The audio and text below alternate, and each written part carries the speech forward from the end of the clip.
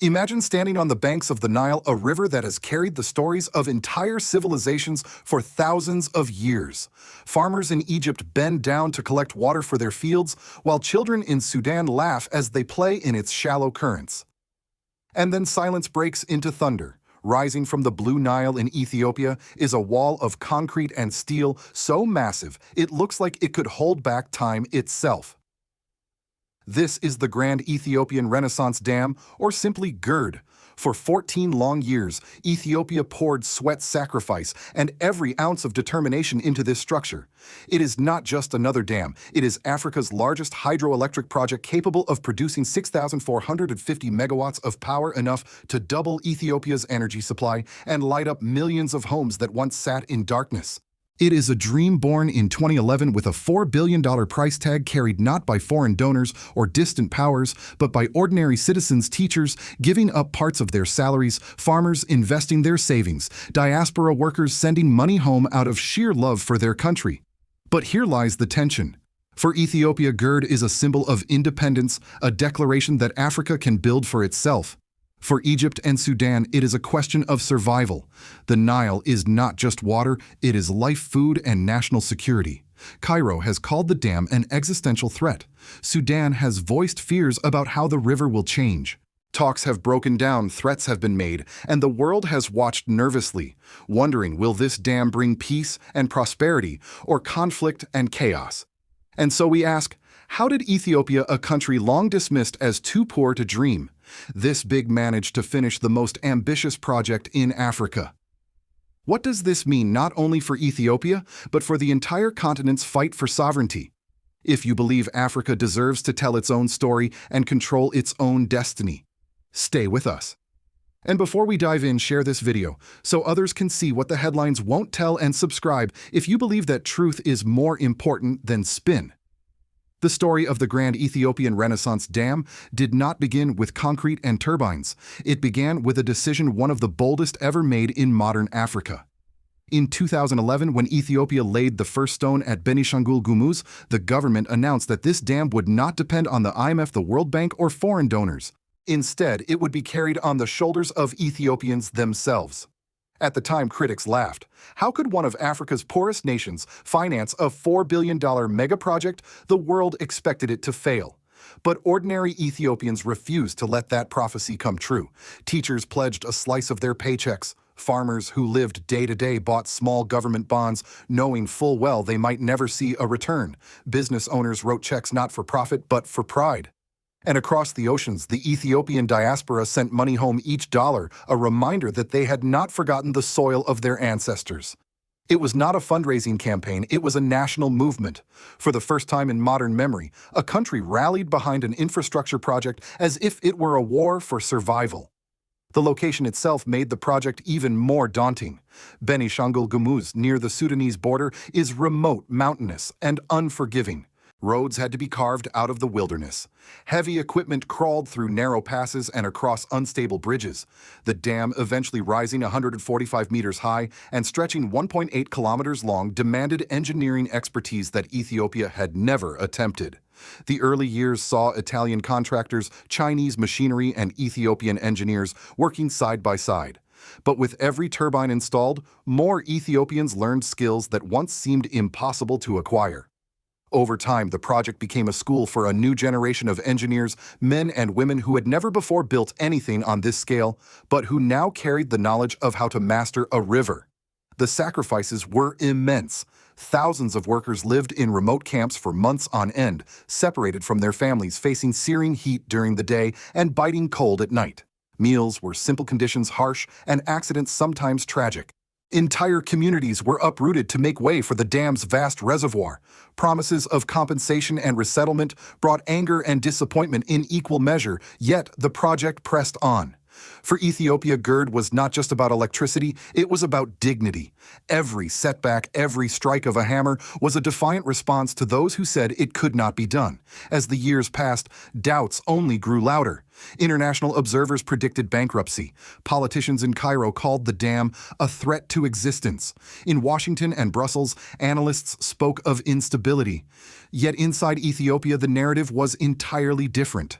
State television showed smiling workers and turbines rising like monuments of steel.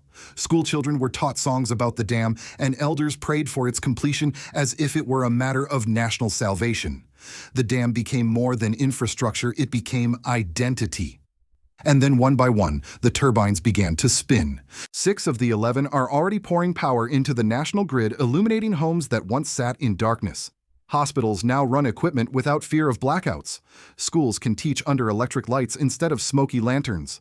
When fully operational, GERD will produce 6,450 megawatts of electricity, more than doubling Ethiopia's entire energy capacity. That means not only powering its own factories and farms, but selling electricity to neighbors Sudan, Kenya, Djibouti nations eager for reliable, renewable energy. What was once a dream confined to Ethiopia's borders suddenly became a continental resource. This then is the heart of the story, a dam built not on loans and dependency, but on sacrifice, unity, and the unshakable belief that a poor nation can rise to meet impossible odds. GERD is a monument not only to engineering, but to the will of a people who refuse to accept that destiny must be dictated from abroad. When the first turbine roared to life, it was more than an engineering milestone. In Addis Ababa, church bells rang, crowds flooded the streets, and television screens across the nation broadcast a single image, water surging through concrete channels, spinning steel blades that turned the dreams of millions into electricity. For Ethiopians, it was a moment of triumph, proof that 14 years of sacrifice had not been in vain. Children danced under strings of lights newly powered by the dam, while families who had once lived in darkness celebrated the simple joy of flipping a switch and seeing light. The dam's capacity is staggering 6,450 megawatts when all 11 turbines operate, more than doubling the country's total energy production. 6 turbines are already online, and the effect is immediate. Factories that once halted production due to blackouts hum steadily. Hospitals no longer rely on expensive diesel generators. For the first time, Ethiopia seized not just enough energy for itself, but a surplus electricity it can sell to its neighbors. Sudan, Kenya, Djibouti, and others are lining up contracts ready, eager to buy cheap, renewable power. Ethiopia, long seen as a nation of need, suddenly stands as an energy hub for East Africa. Yet, as the turbines spun, so too did diplomatic tempers. In Cairo, officials watched with alarm. Egypt draws over 90% of its fresh water from the Nile, and for decades, colonial-era treaties had guaranteed its dominance over the river. To them, GERD was not merely a dam, it was a challenge to survival. Newspapers in Cairo ran headlines calling it an existential threat. Politicians demanded legally binding agreements, insisting that Ethiopia must guarantee specific water flows each year. Without it, they argued, Egyptian farms could wither, cities could thirst, and national security itself could crumble. Sudan's position was more complicated. On one hand, Sudan would benefit directly from cheaper power and more stable water levels. Seasonal floods, which once devastated its farmland, could be controlled. But there was fear, too, that sudden releases or mismanagement from Ethiopia could disrupt Sudan's own dams, irrigation systems, and communities. Caught between potential gains and possible risks, Khartoum walked a fine line, often aligning with Egypt in negotiations, but never fully opposing Ethiopia. The intensity of these disputes reached dramatic peaks. Diplomatic talks dragged on for years, with the African Union stepping in repeatedly to mediate. International powers from Washington to Brussels whispered warnings about instability, and at times the rhetoric turned openly hostile. Egyptian leaders declared that all options remain on the table, a thinly veiled reference to military action. In Ethiopia, this was seen not just as a political disagreement, but as a threat to sovereignty itself. Soldiers were stationed near the dam. Rumors spread of potential airstrikes. For weeks, regional media speculated about the unthinkable. Could Africa's largest hydroelectric dam spark a war? Through it all, Ethiopia remained defiant. Officials in Addis Ababa insisted the dam was for peace, not conflict. They argued it would not consume Nile water permanently, but merely regulate its flow, reducing floods, stabilizing drought cycles, and benefiting everyone downstream. They repeated this message in every forum, from African Union halls to United Nations podiums. This is not a weapon, it is light for Africa. Still, the symbolism was undeniable. For generations, Egypt had controlled the narrative of the Nile. Now Ethiopia held a lever of power, altering the balance of influence in the region. For ordinary Ethiopians, this was vindication. Their sacrifices had not only electrified their nation, but had shifted the geopolitical map. For Egypt, it was humiliation, a loss of dominance over a river considered sacred to its survival.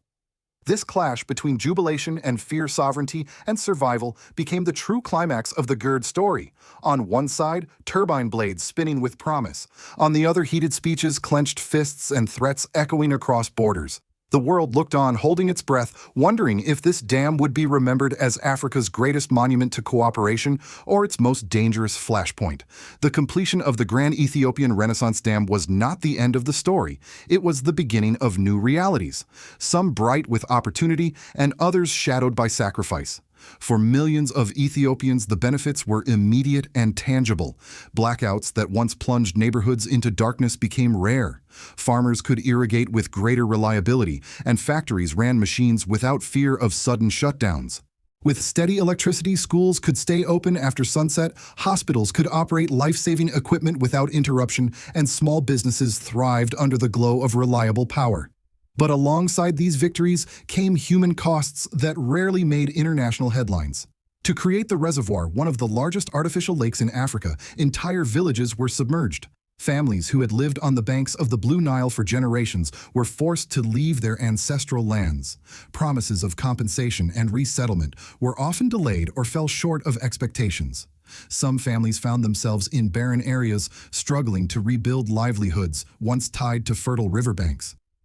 For many, the pride of national achievement was complicated by the pain of personal loss. Inside Ethiopia, the dam also reshaped politics. Successive governments had tied their legitimacy to its completion. Each stage of construction became a rallying cry for unity, but also a political tool. Leaders used GERD to inspire nationalism, portraying it as a shield against foreign meddling and proof that Ethiopia could stand tall. At the same time, critics argued that while the dam symbolized progress, it also masked deeper challenges, ethnic divisions, governance issues, and social unrest. For Ethiopia, GERD was both a unifying project and a reminder of tensions still unresolved. Regionally, the dam created new layers of political complexity. Ethiopia's emergence as an energy exporter gave it leverage, but also new responsibilities. Countries dependent on Ethiopian electricity could find themselves bound politically as well as economically. This new influence shifted balances of power in East Africa, where Egypt had long used its control of the Nile to dominate regional politics. Now Addis Ababa wielded bargaining power of its own, creating both opportunities for cooperation and risks of new rivalries. Environmental consequences added further complications. By holding back sediment that once flowed downstream, GERD risked reducing the natural fertilization of farmland in Sudan and Egypt. Farmers might be forced to rely more heavily on chemical fertilizers, raising costs and altering traditions. Ecologists warned of potential harm to fish populations as water temperatures and flows changed. The vast reservoir also created evaporation losses in a region already facing climate stress. While Ethiopia argued the dam would reduce floods and stabilize droughts, the long-term ecological balance remained uncertain. The international community viewed these developments with caution. To some, GERD represented Africa's bold step towards self-reliance. To others, it was a powder keg one misstep away from sparking conflict. Diplomats urged careful management, while development experts highlighted the need for transparency and shared water governance. The African Union, despite multiple rounds of negotiations, struggled to produce binding agreements. For ordinary Africans, however, the symbolism often outweighed the disputes. The dam became a conversation about sovereignty, who controls resources, who reaps the benefits, and who pays the price. In Ethiopia, it was a source of immense pride. In Egypt, it was a source of anxiety. In Sudan, it was both promise and peril. Across the continent, GERD was proof that Africa could dare to attempt what many had said was impossible. Thus, the civil and political consequences of GERD were layered: a nation illuminated, yet divided; a region empowered, yet unsettled; and a continent inspired, yet cautious. It was a reminder that great achievements always carry burdens, and that the price of sovereignty is often paid in both triumph and tension. From Washington to Brussels, the completion of the Grand Ethiopian Renaissance Dam was met with a cautious gaze. For American policymakers, the dam represented both opportunity and risk. On one hand, it showcased Africa's potential to build world-class infrastructure without foreign aid, aligning with calls for greater self-reliance. On the other hand, it stirred fears that regional instability around water rights could spiral into conflict that might draw in global powers. American diplomats urged compromise, pressing Ethiopia, Egypt, and Sudan to find a binding agreement. Yet even within those statements was an unease. GERD had shifted the balance of influence in ways the United States could not easily control. The symbolism was not lost on African observers. For decades, major infrastructure across the continent had been financed by external loans, grants, and corporations. Strings always came attached, contracts written in distant capitals, debts that outlived governments, and policies shaped more by foreign interests than local needs. GERD turned that pattern upside down. It was funded largely by Ethiopians themselves, built under Ethiopian management, and designed first and foremost to serve African citizens.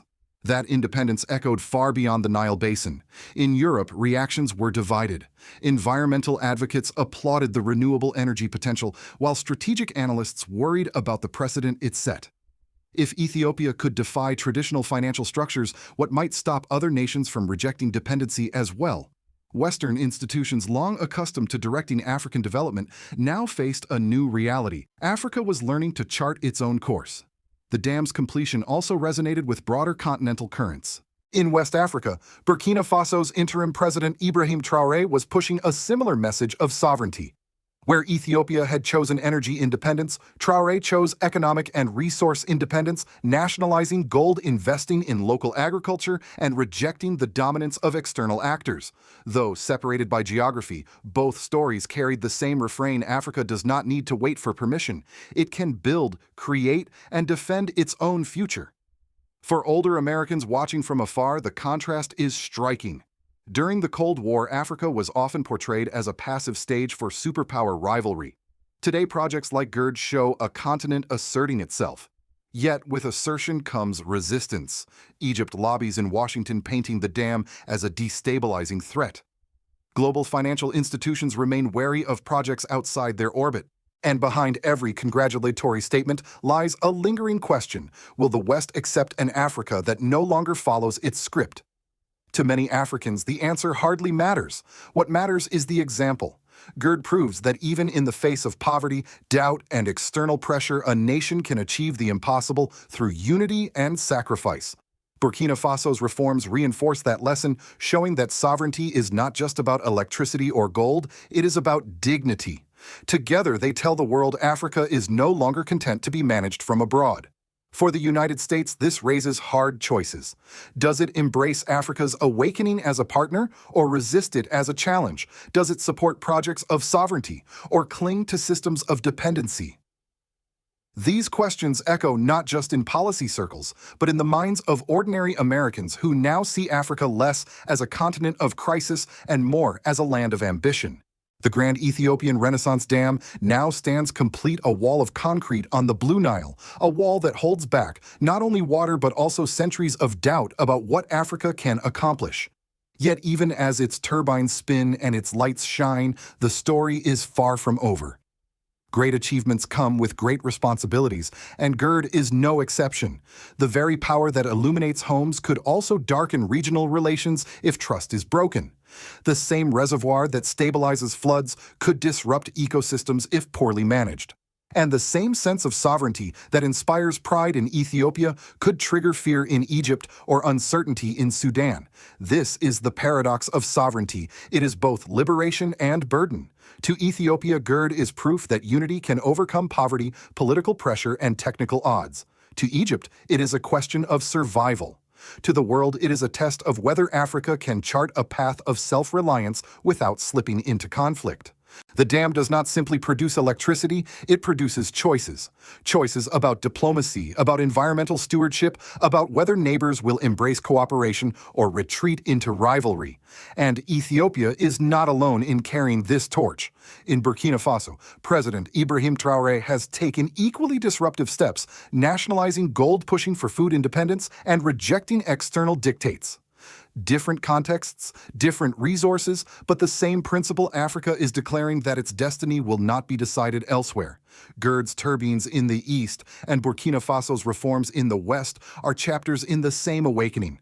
Together they pose a challenge not just to colonial-era treaties, but to the mindset that Africa must always follow rather than lead. The question now is not whether the dam will generate power, it already does. The real question is whether this power, symbolic and literal, will be harnessed for unity or division. Will Africa seize this moment to strengthen cooperation, or will suspicion turn neighbors into adversaries? And for those of us watching from afar, we too must ask, do we see Africa only through the lens of crisis, or can we see it as a continent rising on its own terms?